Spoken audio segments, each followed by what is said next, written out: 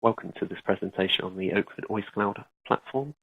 Throughout this presentation, I'm going to run through a few slides that take you through some of the key features of OIScloud, what it is, and some of the use cases in which you can use the system. And we'll run through a brief demonstration of the platform itself. So just a brief overview to begin with. OIScloud is a cloud hosting platform similar in many ways to the Amazon AWS or Microsoft Azure platform. It allows you to spin up virtual private servers in your own isolated network, and the scope for what you want to use it for is entirely within your control. I'll give you a couple of examples of how our customers are using the platform. So the first offering we have on the OIScloud platform is something called Flex Compute. This is kind of your traditional virtual private servers. They're individual virtual machine instances that you can spin up. We have a selection of different sizes with different amounts of RAM and CPU you can choose from. They're great for if you've got a single server or an application you'd like to move to the cloud. It works well there, or perhaps you're not quite comfortable with the cloud yet, so you can use Flex Compute instances to slowly maybe migrate services to the cloud as and when you're confident in moving those. So on the right hand side, you've got a high level overview of our environment. So you can see your virtual machines are stored up here, in your own private cloud. What I mean by that is the network's isolated, so your virtual machines that you put inside there, they can only talk to the internet. They can't talk to other customer systems. Then we have a hypervisor layer where your virtual machines are running on. This is obviously a shared infrastructure, which allows us to deliver these virtual machines and the scalability of the system at a sensible price. And then we have our storage platform, which is highly scalable, and we replicate your data 3 times throughout the platform, so the risk of any data loss is greatly minimized. So you can be really confident that any data that you're storing on our platform is backed up and replicated securely to prevent against data loss.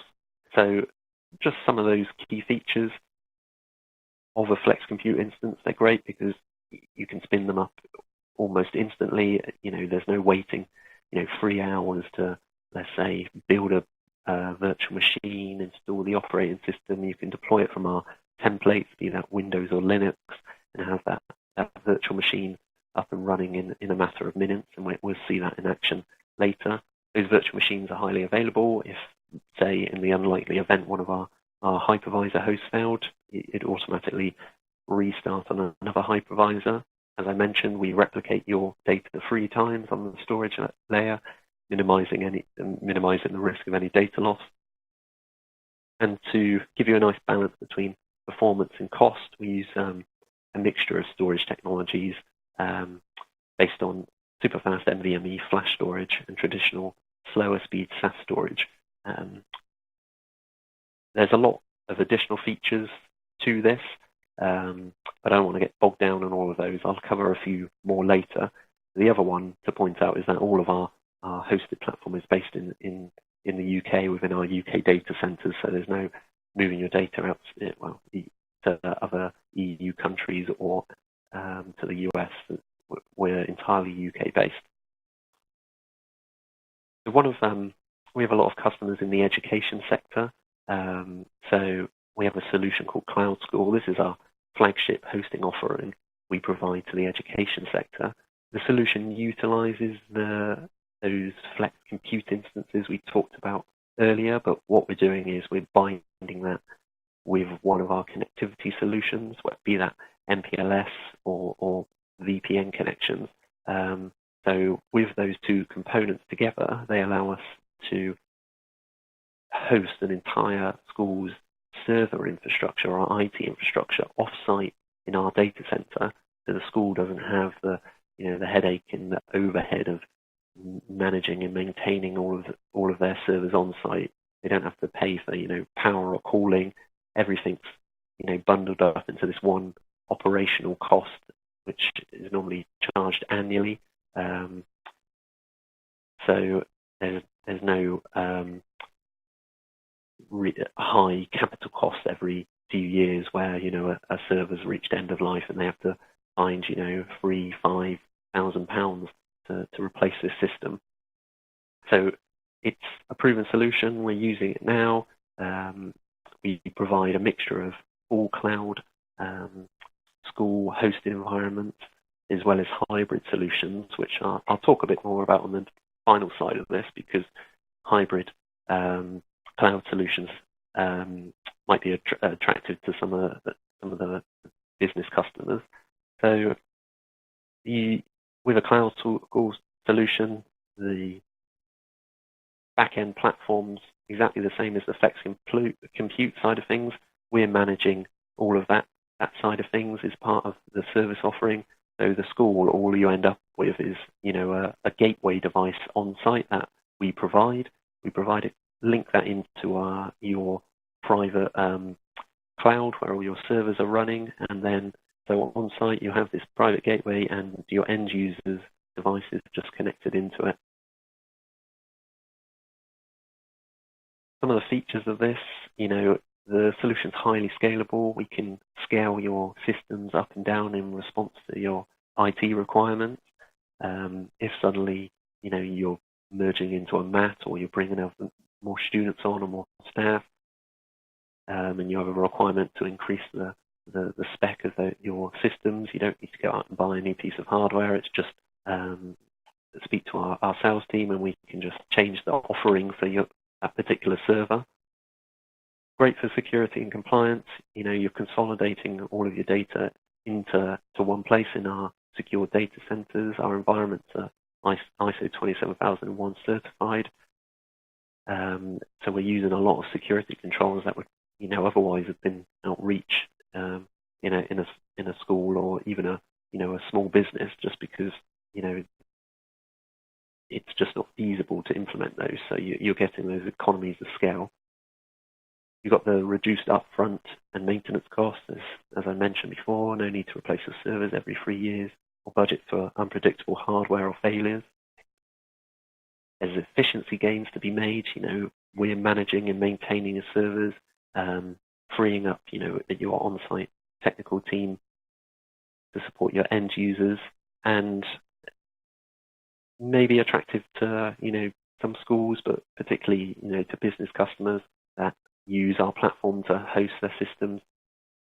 You've got an entire orchestration platform where you can deploy virtual machines much faster. You can use the API to automate some of those components as well.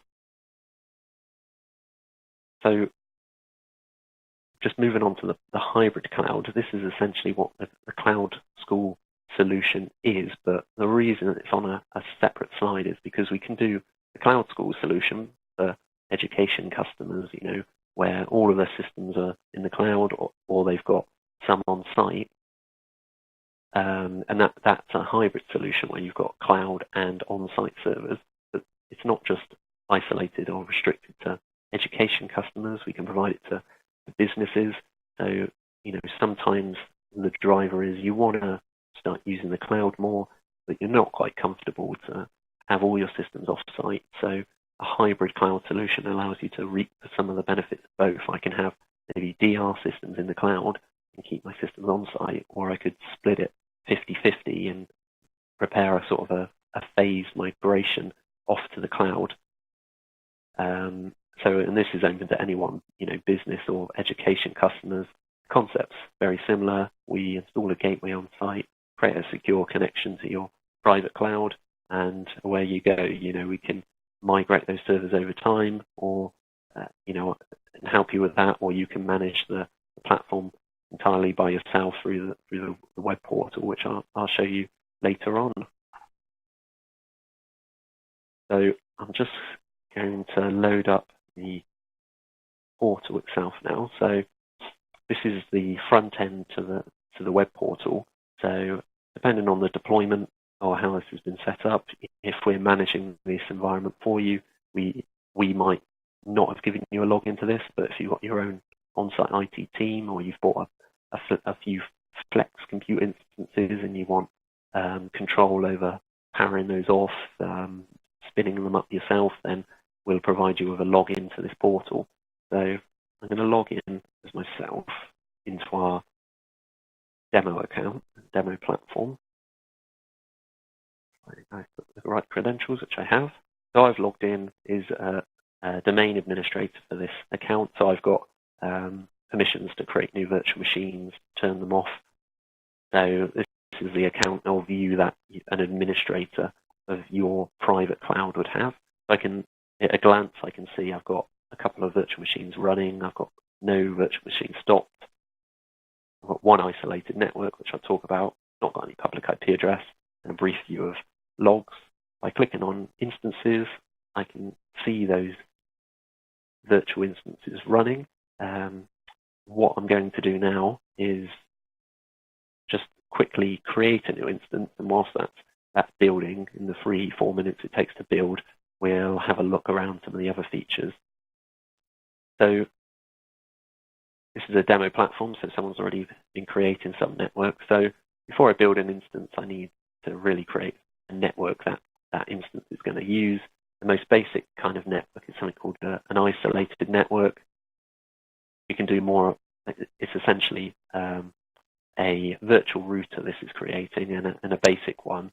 When we do our hybrid or CloudSchool solutions, we use something a bit more complicated called a VPC. We typically set those up and manage them for the customers. But in this case, I'm going to add a new isolated network, and I'm just going to call it test for now. And let's just call the display name test. In my demo platform, I've just got one data center to choose from, so I'm just going to click our Maidenhead data center, and the network offering for the router I'm going to leave is this default one here. The rest of the options here I'm just going to leave blank. And click OK. That's created my isolated network here. You see, it's the same range for these two networks, but that's because these two networks can never talk to each other or overlap. If you wanted a tiered networking system, this is where you allowed communication between the two. We'd use the VPC router to create a tiered network environment, but it's a bit out of scope for this demonstration. So I'm going to go into instances now. Adding a new instance is super quick. It just shows the power of the platform. I'm going to click Add a new instance. I'm going to say I'm selecting my Maidenhead zone. I'm going to deploy from a template. Just as well, I could also deploy from an ISO if I wanted. It's a bit slower because you've got to wait for it to install. Templates are normally the way to go. I click Next. As this is a demo platform, my templates are a bit limited, but I've got a featured template of an old version of CentOS. I'm going to go into the community one. You might have your own templates here, or you can use the ones we've added in. I'm going to choose this demonstration Windows sysprept instance. Click Next. And this should seem familiar because we talked about before. These are the Flex compute instances. So depending on what you've purchased from us, these will already either be set up for you and we've just given you access to your virtual machine, or if you're a CloudSchool or a hybrid cloud customer, then you might have the flexibility to pick and choose what you're deploying. I'm just going to pick a Flex 6G that's got 4 CPUs, 6 gig of RAM. Next page is disk offerings. So as this is a templated machine, it's going to have a C drive allocated to it. I know in this template it's 100 gig. Let's say I wanted to add an additional drive like an E and F drive. I would just pick here the size of additional drive I wanted. Affinity, I'm not going to talk about that in this session. Now we go on to the network one. So you see here's the network I created before, the isolated network. I'm going to select that. You can see the servers being built out here. No need for SSH key shares for this Windows machine. And click Next. This is just a summary view of all of the information we've filled out. Let's call it Tom Test. And we click Launch. So that's going to take a few minutes, but you can see the system's now going off to create that virtual machine.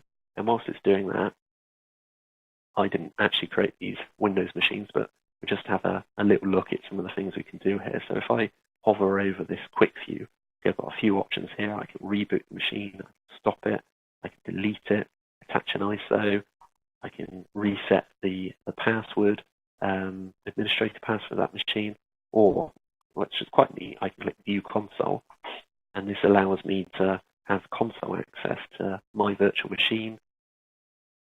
And again, I didn't build this machine, so I don't know the username and password, but I can, here I can, provision the IP address of my machine and make it available externally, so I can actually do a bit more with that machine. In a CloudSchool or hybrid cloud deployment, we would typically create a routed network back to your LAN. So once you've IP'd these machines, you'll be able to talk to them from your on-premise devices. So you see this machine's now up and running. I can go on to view the console for it now, and we can see that the virtual machine's actually just building itself now. So that's probably taken less than a minute to get to this stage. So right now it's just deploying that instance of Windows from a template. And whilst that's, I'm going to minimize that, and whilst that's still doing its thing, let's have a look at the network. So here's my essentially virtual router I created. There's a few details about the settings in here. Currently, I've got no egress rules or outbound rules, so machines I create won't have any internet access because it's blocked by default. Just as an example, I'm ready for when that virtual machine's online. I'm going to add a really basic rule that allows full internet access out from any virtual machines I put on that network. I'll click Add. So that's now adding a rule to that firewall. You can see it's put the source network as any virtual machines that are using this virtual router and allowing all traffic outbound. Just checking on our machine. So looks like it's deployed now. It's just rebooting. So I just wait for that to go. So whilst we are still doing that, I will click on this virtual router again. Egress rule is still there. And as part of this demonstration, I can see that I've got one public IP allocated at the moment. That's the IP that's going to appear is the public IP address of all my outbound traffic from my virtual machine. When that virtual machine's built, I do a what's my IP, that's what's going to appear. If I need a new IP address, it's super simple. I just click Acquire New IP, click OK, the system will go off, it will find me a new free public IP that no one's using, and it's allocated that to my account now, which is great. And once this machine's built, it's now just a sysprep settings. So let's just quickly fill these out. Set a password.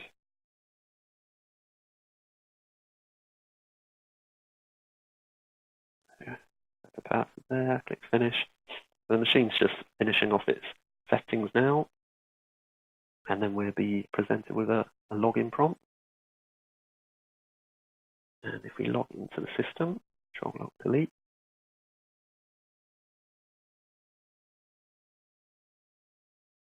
I'm just logging in, so I didn't actually time that, but I'm pretty sure it was less than 4 minutes to go from having no Windows machine set up to having a fully installed, ready-to-use version of Windows, excluding Windows updates, of course, ready to go and to begin using. And once it finishes its first login process, because I've added that rule in, I should automatically have internet access.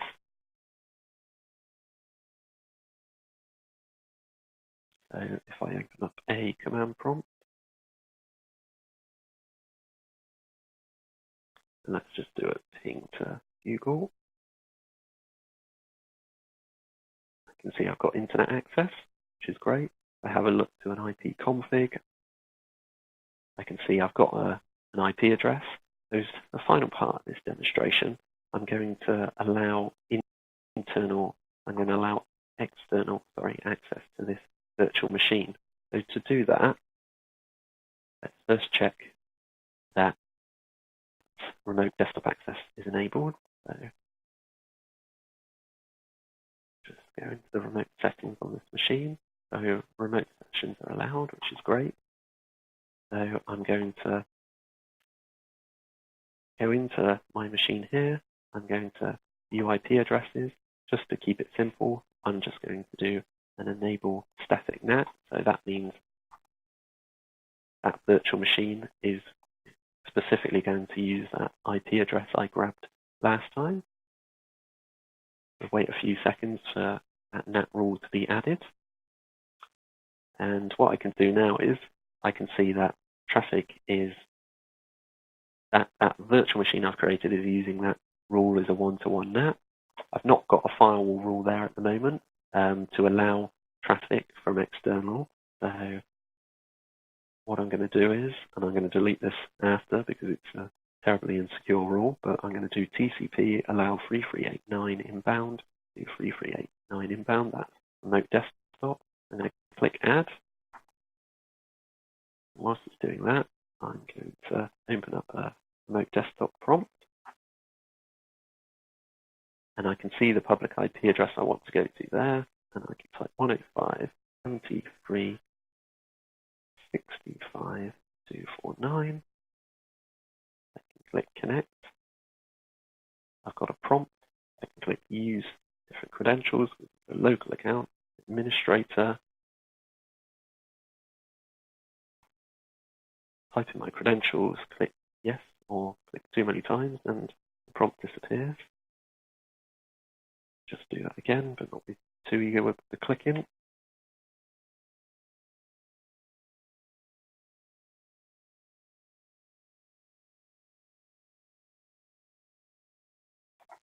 And there we go, it's just popped up on my other screen. And there's the virtual machine I just created in less than 4 minutes. I've grabbed a public IP address from our pool that we expose and make available to you. And I've also created an inbound NAT rule, probably all in less than 10 minutes. So you can really see, just from this point of view, some of the power of the platform. And there's a ton of other features you can use it for.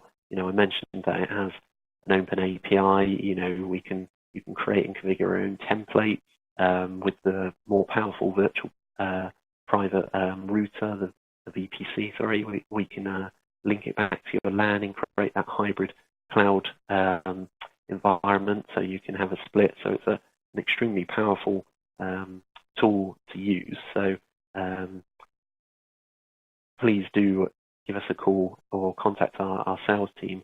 Either visit our website, oakfordis.com, or drop our sales team an email at sales@oakfordis.com if you want either a demonstration or a trial account, or would just like some more information on the platform.